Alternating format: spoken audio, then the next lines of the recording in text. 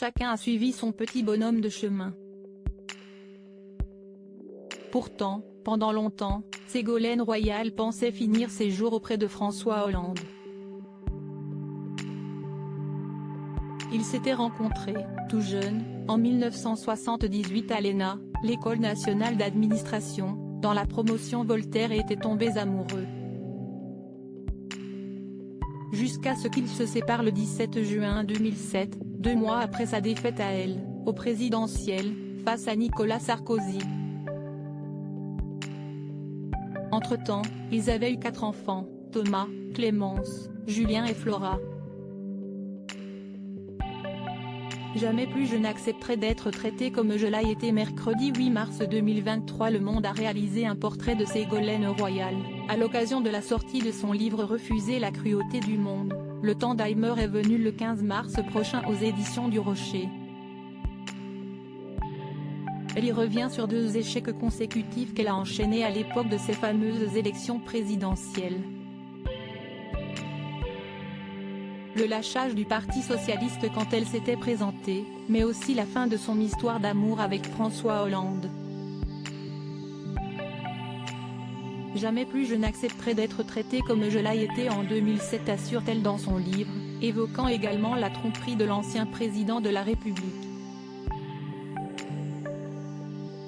François Hollande lui a imposé une situation de bigamie, ce que Ségolène Royal a naturellement mal vécu. L'ancien chef de l'État avait fini par la tromper avec Valérie Trierweiler, qui ne garde pas non plus un souvenir excellent de leur idylle. Elle en avait même dévoilé les coulisses dans son livre Merci pour ce moment, sorti en septembre 2014 aux éditions Les Arènes. En 2006, un peu avant leur rupture, Ségolène Royal et François Hollande avaient offert un moment un brin gênant aux téléspectateurs, sur TF1, en évoquant l'idée de s'unir face à l'Éternel. François, veux-tu m'épouser? On n'est pas hostile du tout au mariage, expliquait la femme politique, dans l'émission Saga, alors qu'elle se préparait au présidentiel. Les choses se sont trouvées comme ça, les enfants sont venus, on était ensemble, on est toujours ensemble. On s'est aimé. J'attends que François me demande en mariage. François, veux-tu m'épouser?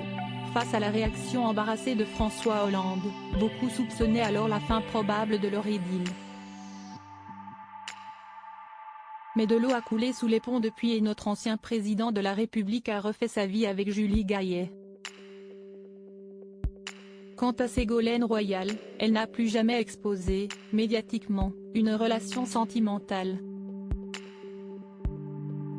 En couple ou célibataire? Le mystère reste entier.